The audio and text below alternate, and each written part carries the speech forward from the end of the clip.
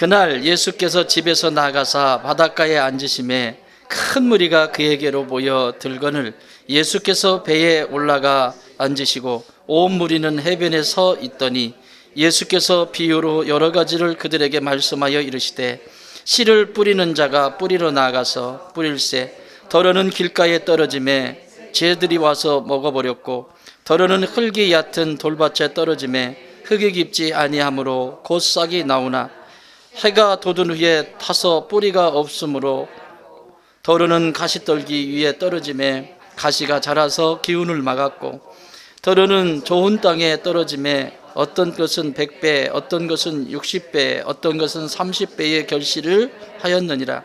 귀 있는 자는 들으라 하시니라. 아멘.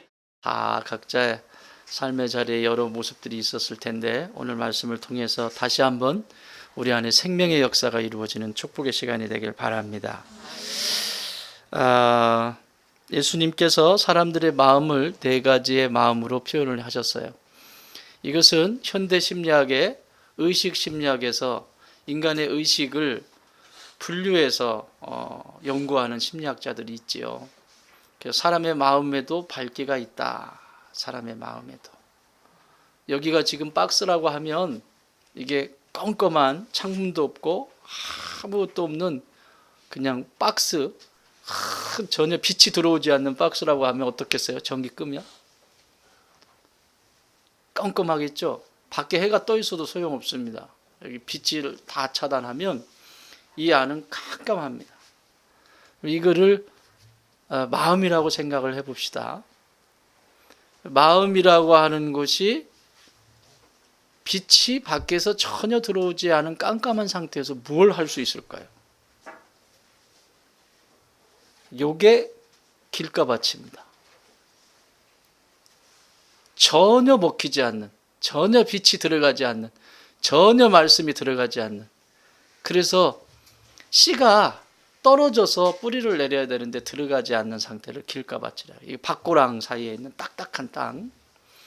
이거를 뭐라고 하냐면 이렇게 표현할 수 있죠. 씨알이 안 먹혀. 무슨 말을 해도 씨알이 먹혀 안 먹혀? 안 먹혀. 도대체가 쟤는 무슨 말을 해도 씨알이 안 먹혀. 이것은 사람 사이에서도 하시는 말씀이지만 하나님께서 나를 보실 때 혹은 나를 보실 때 하나님이 쟤는 내가 무슨 말을 해도 말씀을 통해서 성경을 읽으면서 말을 해도 주의 종을 통해서 내 종을 통해서 말을 해도 도대체 씨알이 먹히지 않아. 이게 길가밭입니다. 깜깜한 거예요. 깜깜한 거. 여러분 마음의 상태가 이렇게 깜깜한 상태에서 뭘 할 수 있을까요? 근데 잘하고 삽니다. 지금 이 세상에. 그러니까 이 어두운 상태의 마음의 상태로 부부가 살아가고 부모와 자녀 관계가 되기도 하고 그래서 보이지 않으니까 이거 하는 거예요. 이거 계속 안 보이니까. 여러분 안 보일 때 싸울 때 이기는 방법 이거밖에 없어요. 이거 하는 거라니까요. 지금 그거 하고 있다니까요. 왜 하고 있는지도 모르고 왜 이 말이 이렇게 되는지도 모르고 그냥 이것만 하고 있네. 내가 잘났다고. 그러다가 자기도 뭐 자기 손에 자기가 맞기도 하고, 응? 막 손도 상하고 상처 나는 거죠. 이게 요 상태. 자, 여기에서 빛이 밖에서 조금 들어와요. 조금 들어왔어. 깜깜한 그 칠흑 같은 곳에 창문을 살짝 열었어요. 빛이 안으로 들어와. 어떻죠? 밝죠? 촛불 하나만 켜도 키워놔도 그 아무리 어두워도 말이에요. 촛불 하나만 켜도 환하잖아요. 그런 것처럼 촛불 하나 피웠다고 생각해 보세요. 이 마음 상태. 근데 얼마나 갈까요 이게? 초 다르면 초로 하니까 실감이 안 나시는데 성냥으로 하는 거죠. 성냥 그냥 착. 얼마나 갈까요 이게? 뜨거워 버리잖아요. 돌짝밭. 그래서 예수님이 해석해 주시잖아요. 22절에 여기 보면 지난 시간에 보셨던 것처럼 21절에 그 속에 20절부터 돌짝밭에 대해서 해석해 주시죠. 돌밭에 뿌려졌다는 것은 말씀을 듣고 즉시 기쁨으로 받되 그 속에 뿌리가 없어 잠시 견디다가 말씀으로 말미암아 환난이나 박해가 일어날 때에 곧 넘어지는 자요. 이렇게 넘어지는. 상처라는 얘기예요. 상처. 때 안의 상처.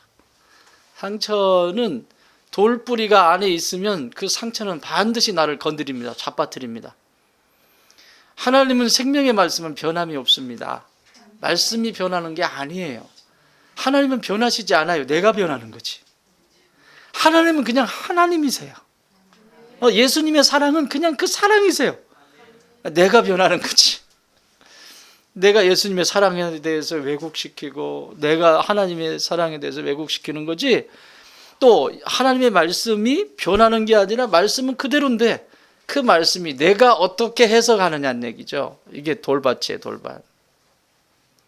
제가 잘 설명드리죠.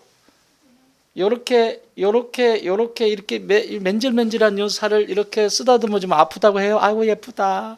아 예쁘다. 아파요? 여러분도 한번 해보세요. 아이고 예쁘다. 손 한번 쓰다듬어주세요. 아픈가? 안 아프죠? 아 예쁘다라고 했어요. 잘 들으세요. 예쁘다라고 했어요. 아이고 고마워. 예쁘다. 사랑해. 네. 그런데 만약에 여기 제가 저기 딸기랑 놀다가 샥 핥혔어요. 여기를 잘못해가지고 이 강아지들이 이제 물기 시작. 오늘 중으로 강아지를 입양을 받습니다. 오늘 중으로 아니면 제가 이번 주 중에 다 처리를 할 겁니다. 다 보낼 겁니다. 혹시 강아지 가져가실 분들은 빨리 얘기해서 오늘 내일까지만 하고 나머지는 이제 다 한 마리만 키울 거예요. 한 마리. 우리 세혁이가 이름을 지어줬어요. 똘이라고. 세혁아, 이 강아지는 얘는 우리가 키울 건데 이름 뭐라고 줬으면 좋겠네. 너한테 이름 짓는 또라고 하겠다 그랬더니, 권한을 주겠다 그랬더니 똘이요. 그래서 걔는 어제부터 똘이가 된 거예요. 네. 이름을 그렇게 명했어요. 똘이. 이렇게 긁혔어요. 긁혔는데 얘 손한테 손을 얹으면서 아이고 예쁘다. 아이고 사랑해. 너무너무 수고했다. 그럼 어떻죠? 이 손이? 달라졌나요? 말이 달라진 거예요? 아니잖아요. 아까 전에도 사랑해, 고마워, 수고했어. 그런데 다치고 나서 핥혀가지고 다 상처가 났다고요. 염증이 생겼어요. 그때는 사랑해,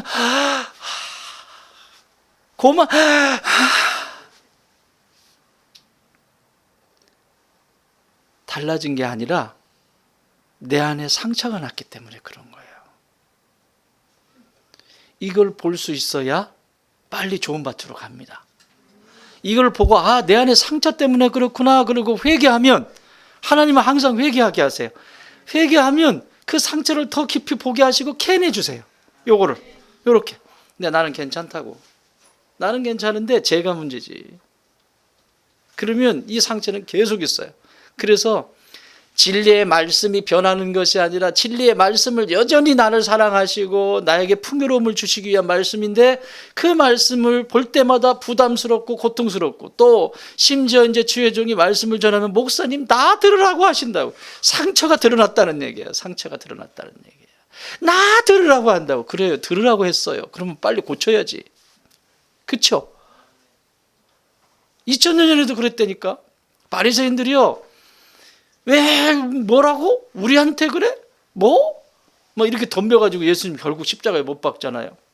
바리새인들이 한 거예요. 그런데 그 와중에도 그 말씀을, 똑같은 말씀인데, 똑같은 말씀을 듣고 제자들의 말 똑같은 말인데, 그 사람들은 마음이 찔렸는데, 똑같이 찔렸는데 왜 회개하고 예수 믿고 구원에 이르냐고요.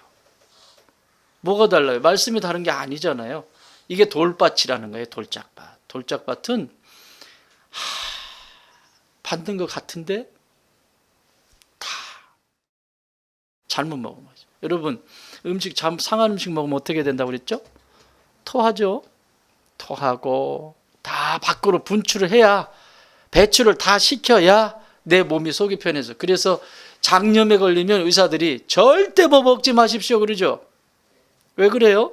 나는 배고파 죽겠는데 좀 뭘 먹었으면. 여러분 자녀들이 장염 걸렸는데 배고프다고 막 갔다가 막 불고기 구워가지고 먹이고 막 갈비 고줘서 먹이는 엄마 있어요?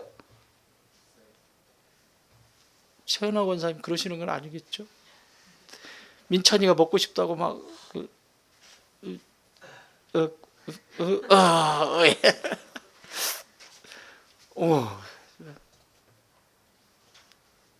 그런 부분은 없어요. 아무리 아이가 죽겠다고 해도 그것을 다 토해낼 때까지 다 배설할 때까지, 괜찮아질 때까지 기다려야 돼요. 부모도 기다려야 되고 자녀도 기다려야 돼요. 여러분 하나님이 이러신다니까요. 하나님 주고 싶어요. 죽겠다고 그러지 여러분. 나 이것 좀 해결해 주세요. 내 문제 이것 좀 해결해 주세요. 이것 좀 해결해 주시고 저것 좀. 좀 웬만큼 하시죠. 이거 너무 지나치지 않습니까? 라고 말을 하지만 하나님이 보실 때는 너 장염이야. 장염이야. 지금 먹을 수 없어. 그럼 막 울죠. 막 눈물을 뚝뚝 흘리면서. 옛날에 민철이가 여기 수술했을 때 못 먹으니까 죽만 먹어야 된다고 그랬죠. 죽만 먹어야 되니까 몇 주? 한 3주? 3주 동안 죽만 먹어야 되니까 이게 양이 찹니까? 그러니까요. 막 저희 집에 놀러 와가지고요. 고기 있잖아요. 오리고기 이거 이렇게 해가지고 양파 해가지고 이렇게 섞어가지고. 그렇다고 우리는 안 먹을 수 없잖아. 지하고 죽 먹을 수는 없잖아요. 저희 집 딸들이 또 먹성이 좀 좋습니까?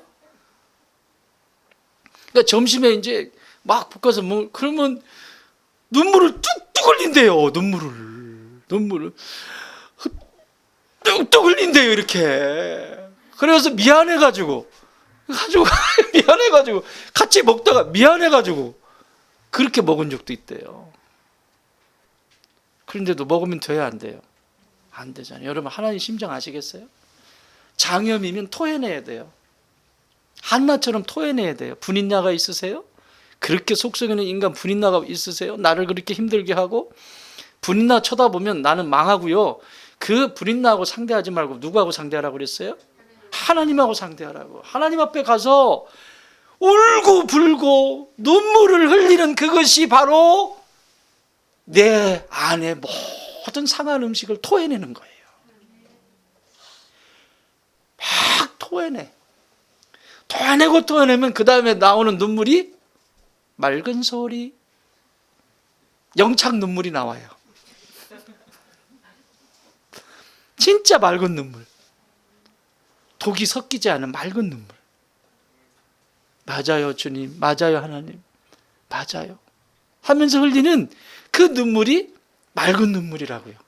그 눈물이 나와야 그 다음에 이제 하나님이 이제 막 돼지 갈비도 사주신다? 어쨌든 사주셔. 엄마니까 아빠니까 사주시고 먹고 싶은 거 있다고 그러면 다 그래 뭐 먹고 싶니? 그때는 안심하고 막 사주시잖아요. 막 주시잖아요. 늘 말씀드립니다마는 못 주시는 하나님의 마음을 좀 많이 알았으면 좋겠어요.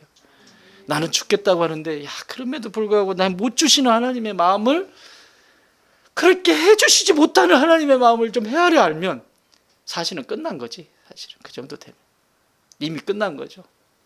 이미 하나님이 주실 준비가 되신 거죠. 사랑하는 여러분, 돌짝밭은 씨가 잠깐 뿌리를 내릴 수는 있지만 열매로 맺지는 못해요. 햇빛이 나면 다 말라비틀어져요.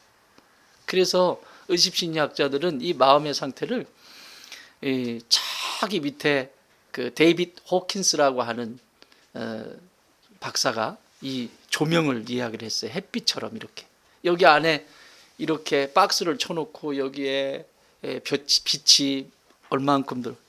여러분 빛의 단위를 뭐라고 하죠? 룩스라고 하죠. 룩스. 여기서 여기까지는 센치, 이것은 길이 단위고, 빛의 측량하는 단위는 룩스예요. 그래서 이것을 마음을 밝기로 따져가지고 20룩스부터 자 1000룩스까지 이걸 이렇게 그려놨어요. 사람의 마음에 이런 일이 일어날 때 이 사람은 몇 룩스쯤 된다. 20룩스가 뭘 것 같아요? 밝기가 전혀 없는 거의 희미하게 있는 20룩스 상태, 수치심입니다. 마음속의 감정이 계속 수치심을 경험해요. 부끄러워요. 그냥 이 26세 이 정도 밝기로 어떻게 세상을 살아내겠어요? 여러분, 예수님이 뭐라고 하셨죠? 너희는 세상에 빛이다. 빛을 확확 비춰야 되는데 26수야. 수치심. 해도 될까? 수치심. 26수. 36수 죄의식, 죄책감 속에 꽉 사로잡혀 있는 거예요. 이게 다 돌밭이에요. 지금 잘 보세요. 길가밭 돌밭 지금 얘기하는 거예요. 30 죄의식. 56수 내가 할 수 있는 게 뭐가 있어? 무기력. 할 수 있는 게 나는 없어. 내가 뭘 할 수 있겠어? 무기력. 75룩수 괜히 혼자 슬퍼하고 혼자 소설 써요. 슬퍼해. 100룩수 두려움, 공포 이런 것들이. 125룩수 욕망. 뭔가 자기 안에 그래도 좀 뭔가 부정적이긴 하지만 갈망이 생겨. 뭔가를 확 이렇게 하려고 하는. 그 다음에 150룩수 분노. 확 뭔가 올라가. 분노나 이 욕망은, 분노는 왜 분노가 일어난다고 그랬죠? 내가 원하는 게 일어나지 않았을 때, 나의 원하는 대로 되지 않았을 때 사람은 화를 내게 돼 있어요. 근데 그게 내가 원하는 게 뭐냐고. 그 원하는 것이 하나님이 기뻐하신 일이면 괜찮은데 그 원하는 것이 내 자존심이나 이런 것들이 그 원함이 안 될 때 화를 내게 돼 있다고. 그게 150룩수, 175룩수 자존심. 내 자존심을 건드려?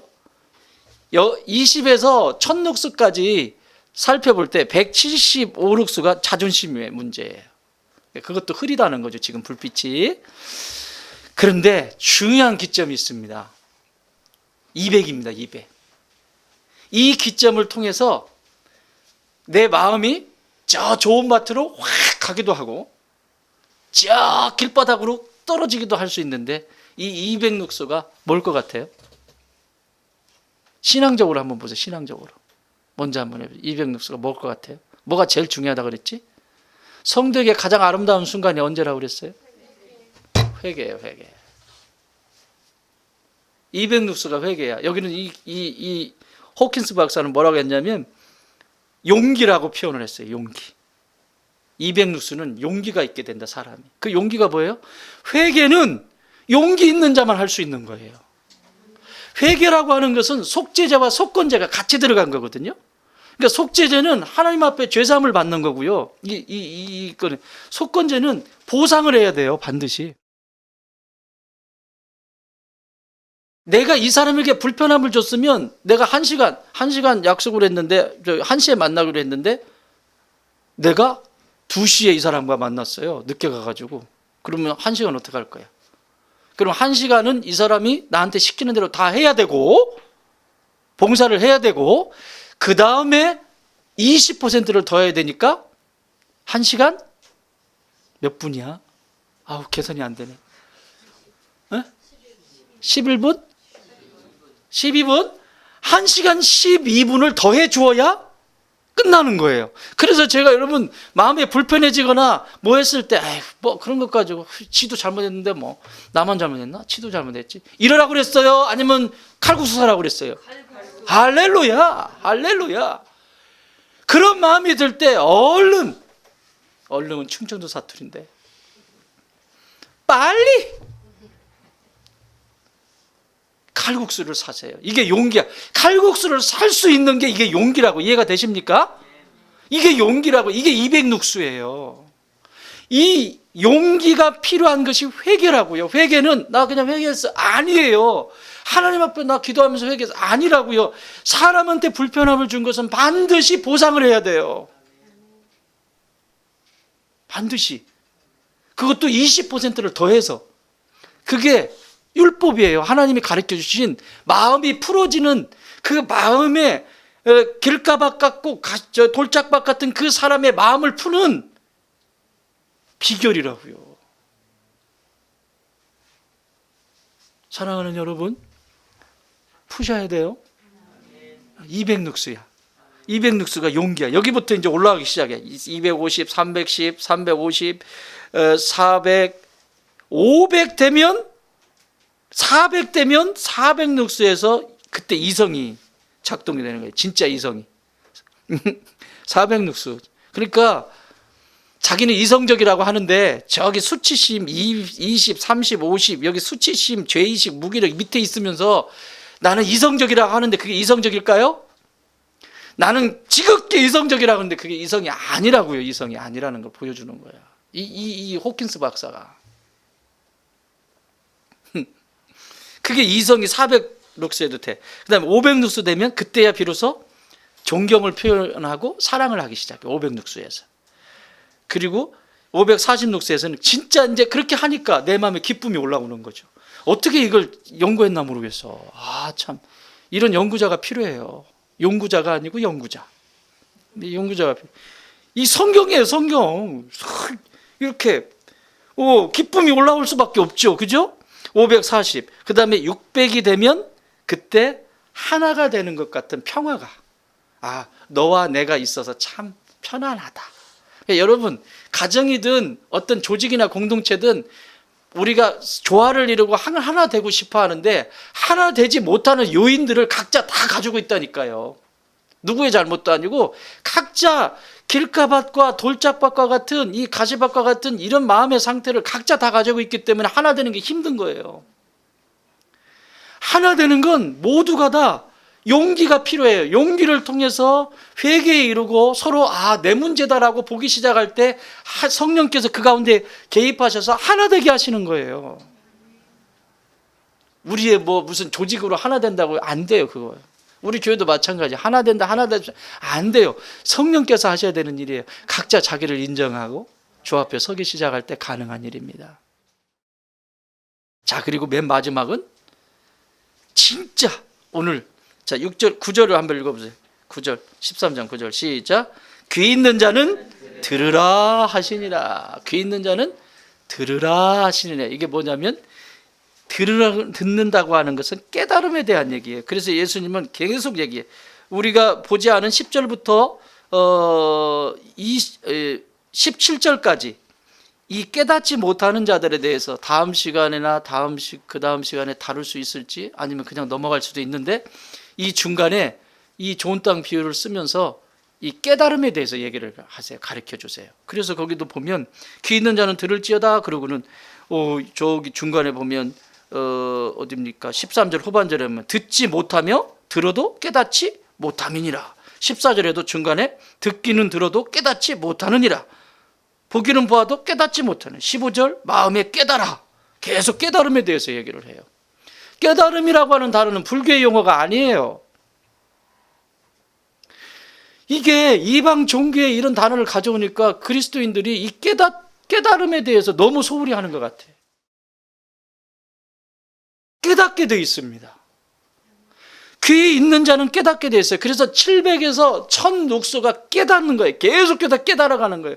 우주의 질서를 통해서 깨달아지고 꽃 한 송이를 보면서 깨달아지고 나무 한 그루를 보면서 깨달아지고 동물들이 뛰어노는 모습이나 내지는 그 주변에 있는 여러 가지 상황들을 통해서 깨닫게 되는 거예요. 진리를 깨달아가는 거죠. 계속해서 하나님의 창조하신 창조의 질서대로. 요게 좋은 밭이에요. 좋은 밭. 그 좋은 밭. 자, 오늘 좋은 밭까지는 다룰 수가 없을 것 같은데 길가밭 한번 봅시다.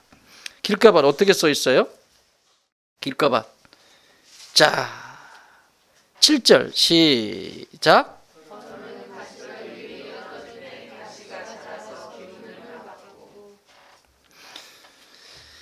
덜어는 가시떨기 위에 떨어지면 이런 거예요. 자, 내가 농사 지으려고 땅을 갈아서 거름을 줬어요. 밭에 거름을 줬는데 저쪽 내 땅이 아닌데 거기까지 거름이 간 거예요. 응? 거기까지 또 이게 노타리가 다 됐어요. 노타리라고 하는 표현이 표준 말인지 모르겠지만 어쨌든 이 논 갈아엎는 게 다 돼서 다 했어요. 그런데 내가 지을 공간은 지금 정리가 잘 돼 있는데 그쪽은 이미 손으로 안 써가지고 걸으면 줬는데 뭐가 났어요? 가시연건키나 가시 이런 잡풀이 막 나가지고 자라 있는 거죠. 우리 밭은 풀약을 쳤는지 어쨌는지 어쨌든 없어요. 그러니까 씨를 이렇게 뿌렸는데 거기 지금 거기로 떨어진 거예요. 가시밭에 이미 자라고 있는, 이미 그 밭 밖에 자라고 있는 가시떨기의 씨앗이 떨어졌다는 얘기예요. 자, 그러면 이 땅은 가시떨기가 지금 잘 자라고 있다는 것은 딱딱한 땅일까요? 부드러운 땅일까요? 부드러운 땅이에요. 또 밑에 돌이 많이 있는 땅일까요? 밑에 돌이 없는 땅일까요? 돌이 없기 때문에 지금 잘 자라고 있는 거예요. 아무리 잡초여도 자존심 있어요. 네? 아무리 잡초여도 막 자라진 않아요. 응? 막 부성하게 자랐는데 돌도 없는 땅이에요. 자, 흙도 딱딱한 땅이 아니고 돌도 없는 땅이에요. 무슨 얘기를 예수님이 하시고 싶으실까요? 성품 얘기를 하는 거야. 사람의 성품이 괜찮다.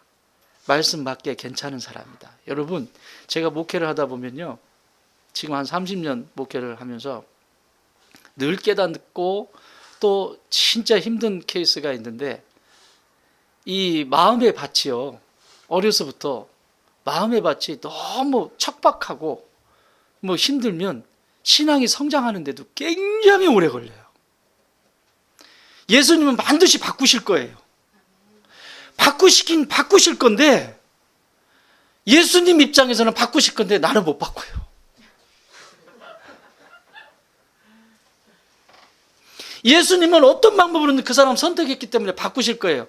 좋은 땅 교회에 있다가 다른 교회 가면 거기서 조금 하고 거기서 또 조금 하고 뭔가를 바꾸시긴 바꾸실 거예요. 나는 그거 확신해요. 예수님은 분명히 바꾸신다는 거 확신해요. 그런데 정용구 목사는 못 바꾸겠더라고. 진짜 힘들어요. 말씀이 다 튕겨나. 이게 튕겨나가는데요. 뭐 말씀이 하나라도 떨어져야 뭔가가 거기에서 뿌리를 내려가지고 열매를 맺을 거 아니에요. 튕겨나가요. 그냥 탕탕 튕겨나가고, 또 내렸는데 내려가지고 조금 자랐어. 싹도 나고 그러고 자랐는데, 그래서요, 목사님 어쩌라고요? 어쩔? 이러는 거죠. 안 듣고 싶다는 얘기예요. 내가 왜 당신의 얘기를 들어야 되는 얘기죠. 안 듣고 싶다는 거예요. 아주 친절하게 잘 안내를 해도 안 듣고 싶다는 얘기예요. 그게 돌아요. 예수님은 틀림없이 바꾸실 겁니다. 근데 저는 못 바꿔요. 저는 안 되더라고요. 이게 진짜 힘들더라고요. 30년 목회하면서 얻은 결론이에요.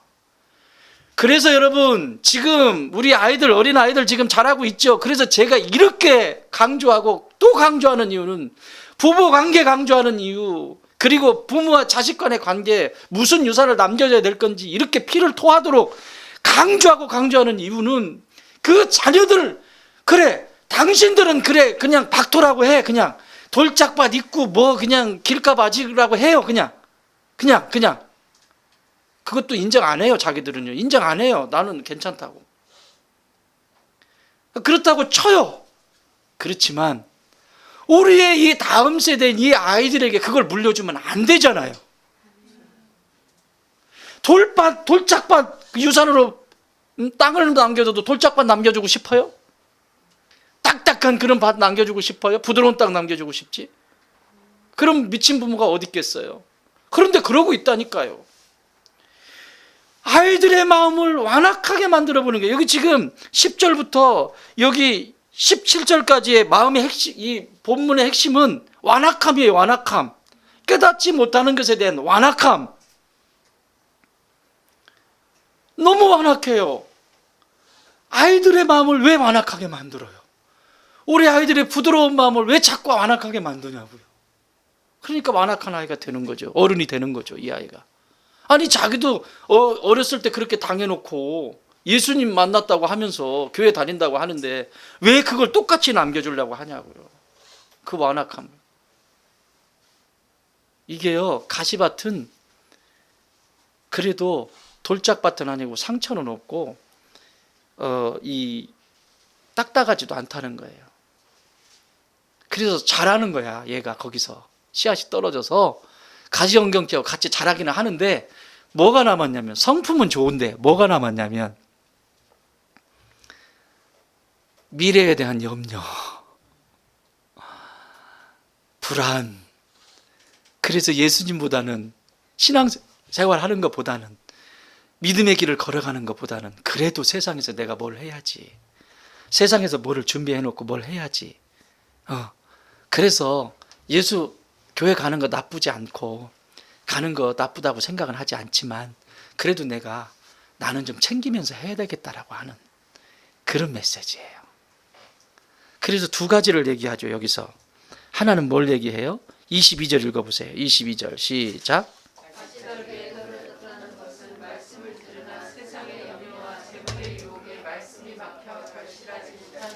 예, 말씀을 들었는데 두 가지 때문에 결실을 못한대요. 결실을 하는, 씨를 뿌릴 때, 농부가 씨를 뿌릴 때 결실 맺지 못하게 해서 씨를 뿌리는 농부는 없잖아요. 반드시 씨를 뿌렸으면 결실을 하는 게 목적이잖아요. 열매를 맺는 것이 목적이잖아요. 그런데 결실을 못했대요. 뭐 때문에? 두 가지죠. 뭐 때문에? 염려와 재리의 유혹. 재리라는 것은 재물이에요. 재물에 대한 얘기예요.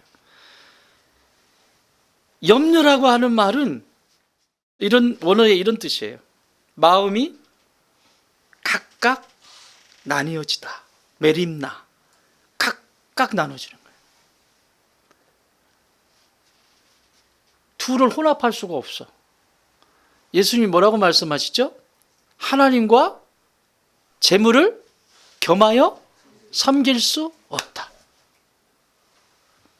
그러니까 예수님 섬기는 거, 하나님 섬기는 거 나쁘지 않아. 성품도 괜찮아. 그래서요, 신앙이요, 성장하는 사람들 보면 쭉쭉 말씀이 들어가기만 시작하면, 이 염려와 재리만 사라지고 말씀이 들어가기 시작하면요, 성품이 어려서부터 잘 이렇게 성품이 잘 훈련되고 성장한 사람들은 말씀이 들어가기까지 이런 염려와 재리만 걷어지면 말씀이 딱 들어가죠. 쭉쭉 성장해요. 좋은 밭이거든요. 쭉쭉 성장해요. 급속도로 성장해요. 그리고 흔들리지 않아. 근데 이 돌짝밭과 길가밭은 그게 뭔가 나오면 빨리 회개하면 되는데 그걸 타인에게서 찾는다니까요. 자꾸 타인에게서 찾기 때문에 나오거든. 또 가다가 보면 땅이 밑에 돌이 요만큼만 나오고 나머지 괜찮은 게 아니라 이렇게 됐다가 이렇게 가다가 또 여기서 또 이렇게 올라올 때가 있잖아요. 그런 것들이 내 안에 나도 모르는 사이에 무의식적으로 밑에 돌이 있다니까요. 그것도 건드릴 때 있거든요. 따라합시다. 문제가 생길 때 나 때문이다. 내 탓이요. 그렇게 시작이 돼야 돌부리는 캐낼 수 있어요. 근데 자동적으로 네 탓이야. 너 때문이야. 내 인생 이렇게 된 건 너 때문이야. 오늘날 부부들이 그러더라고. 너 때문이야. 내가 너만 안 만났어도. 그래서 만나서 뭐라고 얘기해? 똑같이 그러는 거예요. 똑같이 하고 싶은 말. 그걸 정확하게 그러면 안 자라요, 신앙이요. 아무리 좋은 말씀을, 예수님이 오셔서 말씀하셔도요, 안 바뀝니다. 그거는요. 안 바뀌어요. 예수님이 오셔서 말씀하셔도 안 바뀌는데 2000년 전에도 예수님 십자가에 못 박아버렸는데 무슨 예수님을 웃기는 그런 거 하지 마세요. 그런 거 하지 마세요. 그런 신앙은 빨리 버리셔야 돼요. 혹시라도 주변에 그런 분들 계시면 가까운 군부대에 신고해 주세요. 112, 111 어쨌든 신고해 주세요. 빨리 좀 어떻게 정신 차리게. 안 돼요. 근데 이 길가는 그런 건 아니에요. 땅도 괜찮고요, 부드럽고요, 돌도 없어요. 없는데 문제는 세상의 염려와 재리, 매님나, 그냥 그것 때문에 분열이 돼버린 거예요. 이렇게 나눠져 버린 거예요. 디바이드 돼버린 거죠. 이렇게. 예수님을 잡으려고 하니까 그래도 이건 있어야 되잖아.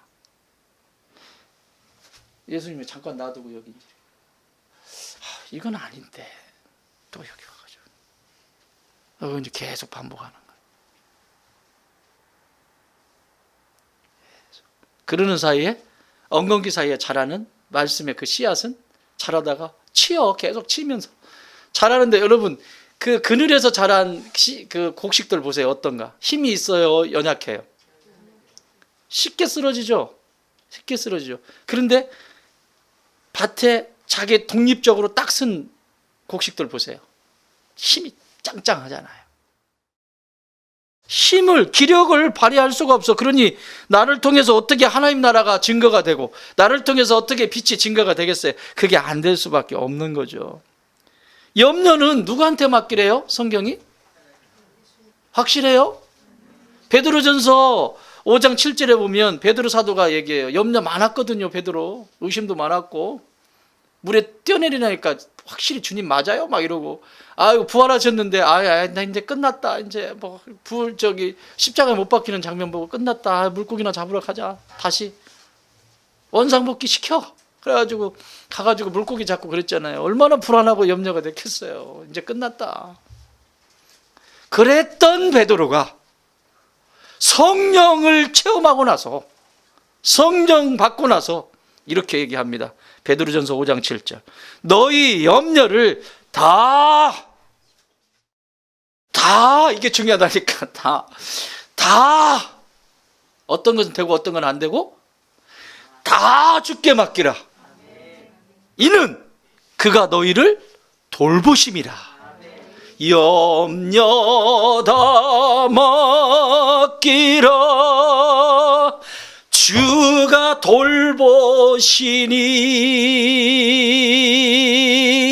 주는 평화, 우리의 평화.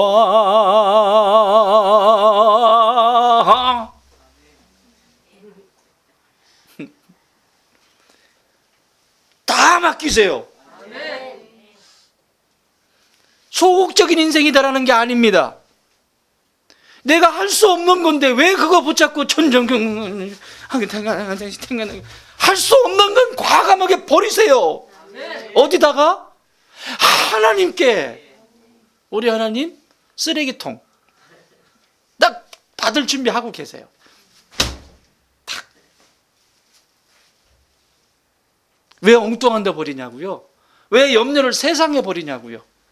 왜 염려를 세상에서 찾고 세상에 버리냐고요? 그러니까 그 세상 속에 계속 그 세상의 염려와 불안과 그 공포가 나를 엄습하는 거죠. 따라합시다. 안 되는 건 하나님께 얼른 버리자. 아멘. 안 되는 거 그게 기도라고요. 그 맡기는 게. 바뀌셔야죠. 바뀌어야 살 거 아니에요. 이 염려와 재리는 뗄래야 뗄 수가 없어. 그래서 두 개가 같이 있는 거예요. 재물 때문에 그런 거거든요, 사실은.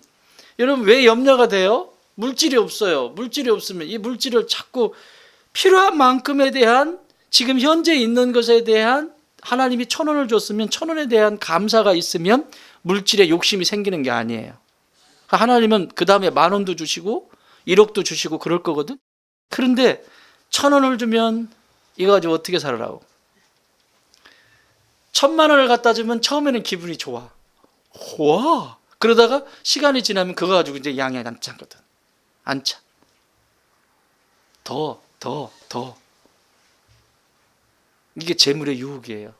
그러니까 이 염려와 재물은 같이 가요. 재물이 많으면 걱정할 것이 없다 이거지. 뭔가 다 준비가 됐으니까. 그래 더 가지려고 하는 거예요.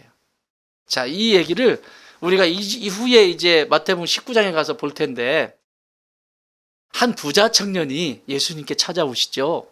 찾아오셨어요. 그분이. 여러분들보다 형이니까, 오빠니까 오셨다고 해야지. 자, 오셨어요. 그분이 예수님한테 와서, 선생님 어떻게 하면 다 당신이 그렇게 말씀하시는 그 영생을 내가 얻을 수 있습니까?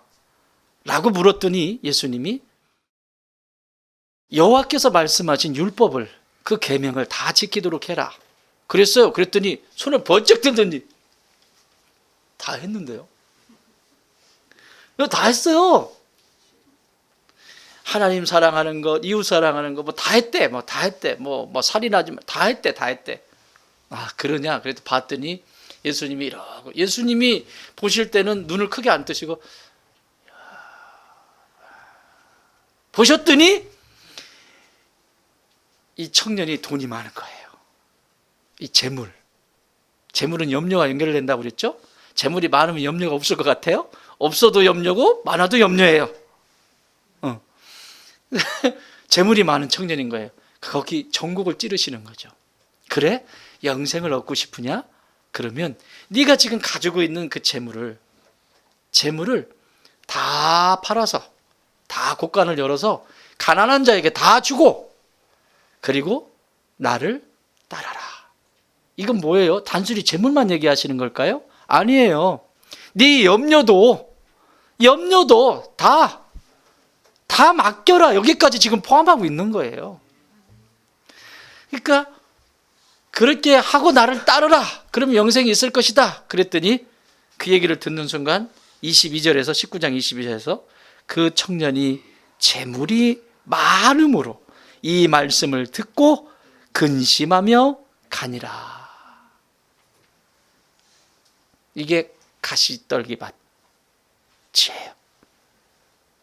가시떨기밭 이해되죠? 가시떨기밭. 이게 가시떨기밭이에요. 돌짝밭 같은 사람, 길가밭 같은 사람, 사울 같은 사람들, 돌짝밭, 길가밭 같은 사람. 씨알이 안 먹혀요. 사무엘이 백날 얘기해도 씨알이 안 먹혀요. 결국은 씨알이 안 먹히니까 그 안에 말씀이 없으니까 북이스라엘 하나님이 그렇게 말씀을 하셔도 씨알이 안 먹히잖아요. 말씀이 들어가질 않아요. 결국은 멸망하잖아요. 남유다도 마찬가지고. 말씀이 안 들려지면 망해요. 역사는요.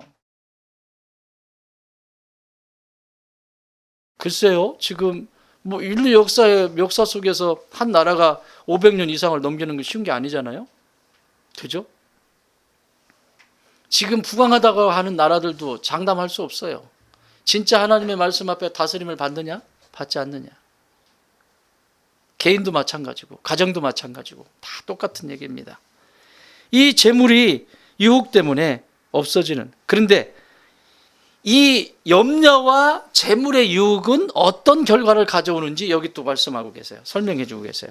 7절 13장 7절 마태복음 13장 7절 한 번 더 읽겠습니다. 시작. 더러는 가시떨기 위에 떨어짐에 가시가 자라서 기운을 막았고. 뭐가 자라서? 가시가 자라서. 이건 세상의 염려와 세상의 재리, 재물에 대한 이것들이 막 성장하기 시작하는 거예요. 내 인생에 막 성장해서 뭘 막았다? 기운을 막았다. 여러분, 여기 기운이라고 하는 말이, 여러분, 사람이 기운이 있어야 되잖아요. 그렇죠? 기운이 없으면 어때요?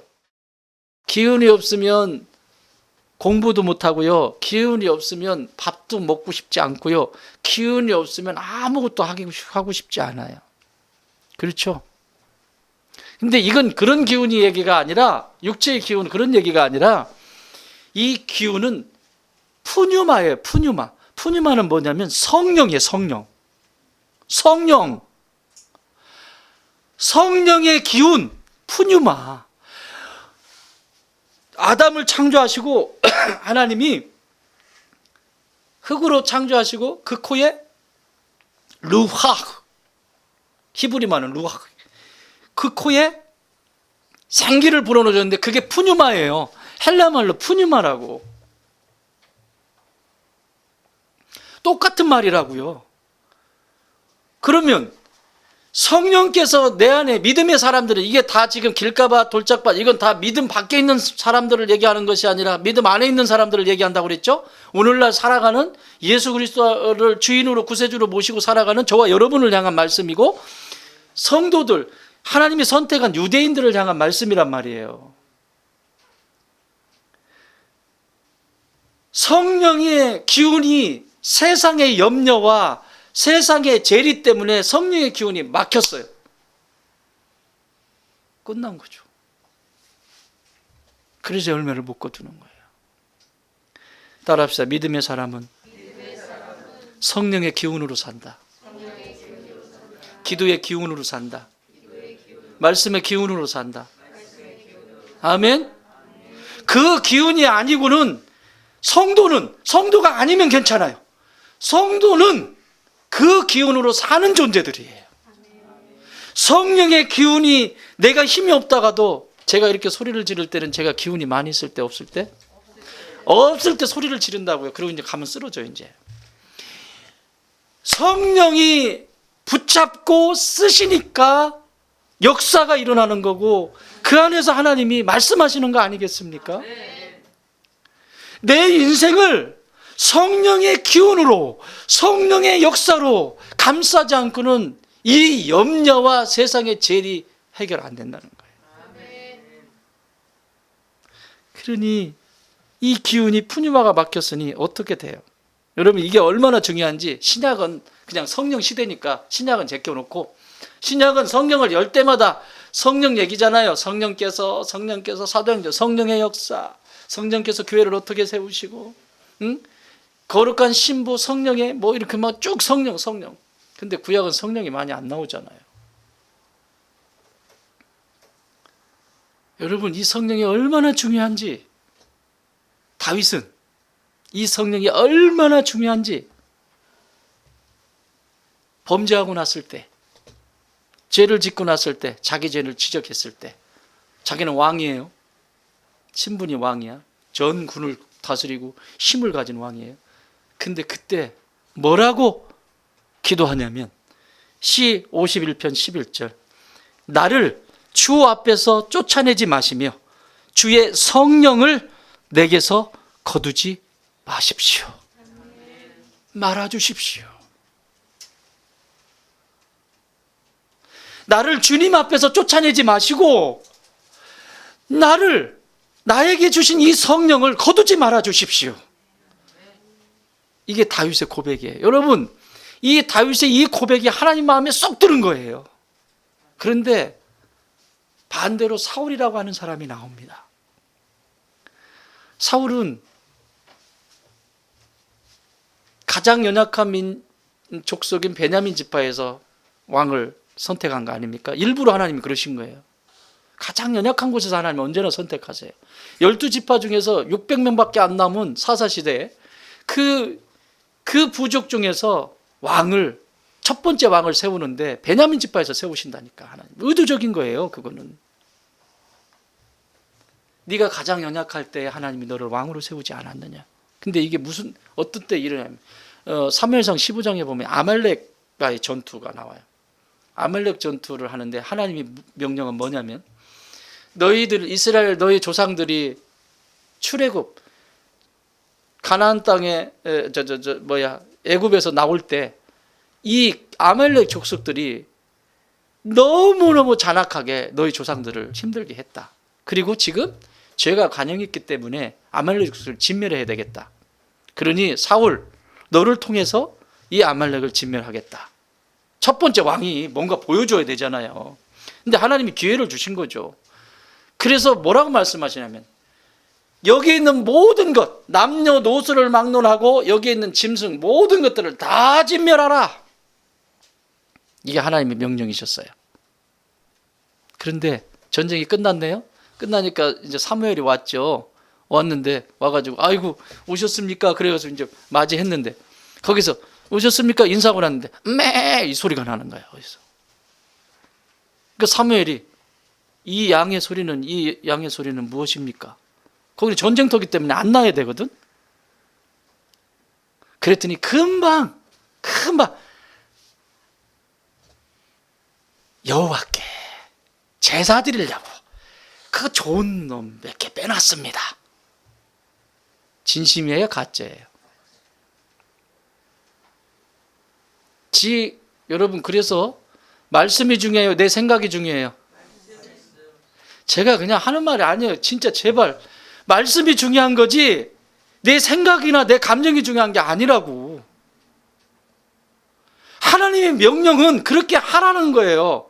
하고 난 다음에 뭔가 얘기를 해야지. 하고 난 다음에. 하기도 전에 자기 생각대로 마음대로 해버리면 어떡해. 그럼 어떻게 하라고, 그걸 어떻게 수습해. 우리가 일할 때도 마찬가지예요.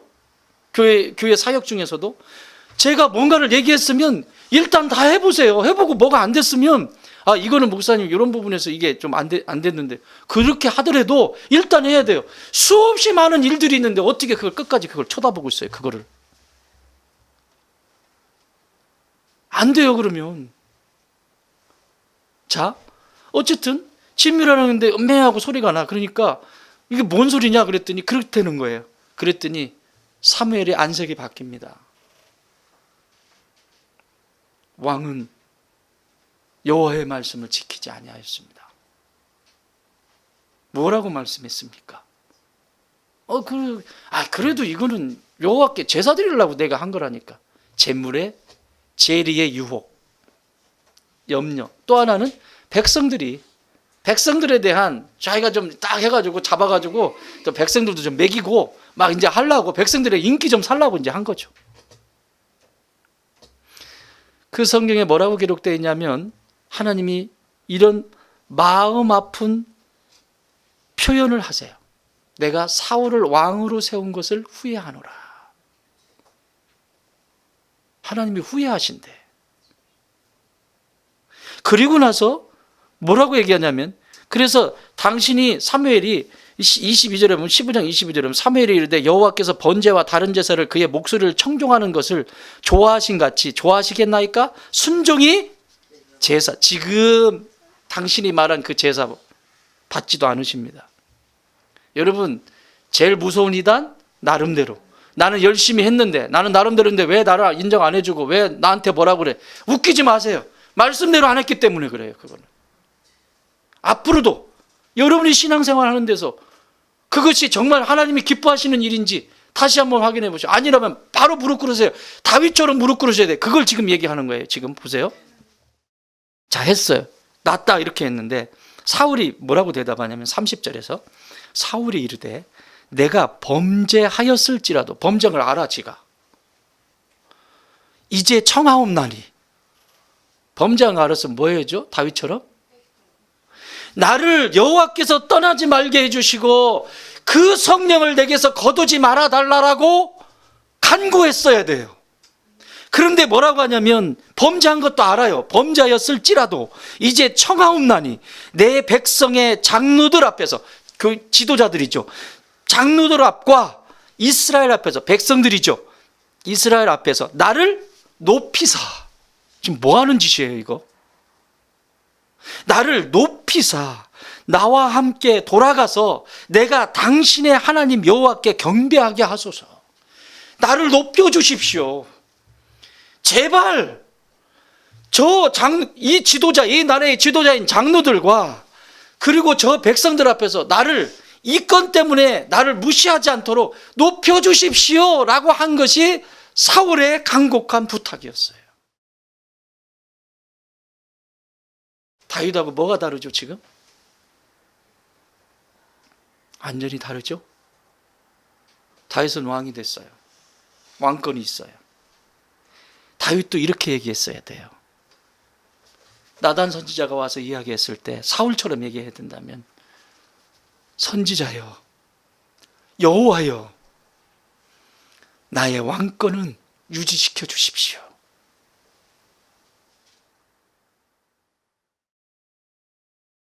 이렇게 해야 돼요. 그런데 뭐래요 지금 다윗은?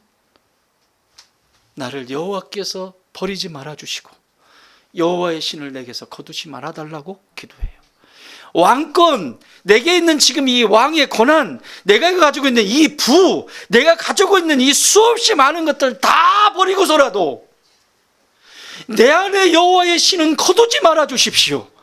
내가 하나님 앞에 가까이 있는 것, 이것만은 빼앗지 말아주십시오. 이것이 다윗의 마음이고 이것이 오늘 성도의 마음이어야 합니다. 이것이 저와 여러분의 마음이어야 돼요. 다 잃어버려도, 다 뺏겨도, 나 왕권 전부 잃어버려도 당신과 내가 깊은 그 교제, 성령께서 나 안에 역사하시는 이거 이것만은 절대 다 가져가셔도 됩니다. 하나님, 왕요 필요 없어요. 다 가져가세요. 이거 재산요, 이거 금괴 다 가져가세요. 필요 없어요. 이거면 됩니다. 이거면 거두지 마십시오. 이것만 거두지 말아 주십시오. 내 안에 있는 이 은혜만 빼앗기지 않게 해주십시오, 주님. 이게 살아있는 신앙이에요. 결과를 볼까요? 사울은 왕 자리를 높여달라고 했고, 왕 장로나 백성들 앞에서 자기를 높여달라고 했고, 왕 자리 지키게 해달라고 간곡히 부탁했지만 그는 그 왕의 자리를 순식간에 빼앗겨버린. 재산? 재산이 뭐 필요해요? 전쟁터에서 죽었는데. 처참하게 창피하게 죽었다고요. 다윗은 뭐 어때요, 결과가? 여러분, 지금 우리가 겪고 있는 삶의 자리에서 특히 젊은 부부들 잘 들으십시오. 지금 여러분의 삶이 얼마나 힘든지, 뭐가 고통스러운지 모르겠지만 다 내 문제입니다. 그게 내 문제인 줄 알고 무릎 꿇기 시작하면 살아요. 어떻게? 내가 받고 있는 이 은혜만큼은 뺏기지 않게 해달라고 다윗처럼 고백할 수 있으면. 근데 하나님 어떻게 하셨죠? 왕 자리, 그 왕의 자리는 무궁토록 유다의 지파를 통해서, 베냐민 지파 사라졌잖아요. 유다의 지파라고 하는 이 다윗으로부터 시작된 이 유다의 지파가 계속해서 왕을 이어가고, 마지막에는 메시아의 왕 대신 메시아 예수 그리스도가 여기를 통해서 오게 되는 놀라운 축복을 받지 않습니까? 나 한 자리하고 끝나는 게 아니라 대대로 믿음의 역사가 이어지지 않습니까? 똑똑히 보여주시잖아요. 재물은요? 하나님이 뺏어가셨나요? 솔로몬 성전을 지을 수 있을 정도로 전부 막 넉넉하게 전쟁에 나가면 무조건 이기는 거야. 나가기만 하면 이겨. 그냥 나가기만 하면 이겨. 블레셋 그렇게 골칫덩어리인 사울도 손도 못 대고 계속해서 여호수아가 정복을 했음에도 불구하고 이 블레셋 때문에 그렇게 고통스러운 이 블레셋, 다윗이 정복해버려요. 사랑하는 여러분, 우리는 역사를 통해서도 똑똑히 봐요. 내가 지금 무엇을 붙잡고 있는지. 사랑하는 여러분, 여러분의 마음속에 성령의 기운이 돌고 있습니까? 내가 지금 힘들다고 하고 어렵다고 하는데 진짜 과연 내 안에 성령의 기운은 돌고 있나? 그거부터 물어보십시오. 집에서 지금 이 말씀을 듣는 여러분들도 지금 내 안에 성령의 기운이 돌고 있나 물어보세요. 그게 아니라면 사울의 길을 걷고 있는 거예요. 아무리 쌓아보십시오. 아무리 세상의 명예를 가져보십시오. 이렇게 하면 될 것이라고 아무리 생각해 보십시오. 되나? 성경은 안 된다고 말씀하세요. 우선순위가 바뀌었다라고 가르쳐 주세요. 그 길 걸어가지 마세요. 사울의 길 걸어가지 마세요. 여러분의 가정은 성령의 기운이 넘치십니까? 기운이 꽉 차 있어야 돼. 성령의 기운. 살다 보면 별의별 일 다 있죠. 성령의 기운이 확 버텨요. 우리 교회도 마찬가지. 성령의 기운이 확. 옆에 분에 인사하세요. 기운 냅시다. 기운 냅시다. 기운 냅시다. 기운 냅시다. 성령의 기운을 냅시다. 할렐루야. 성령의 기운이 막히지 않도록 가시떨기밭, 염려와 재리 다 개나 줘버립시다.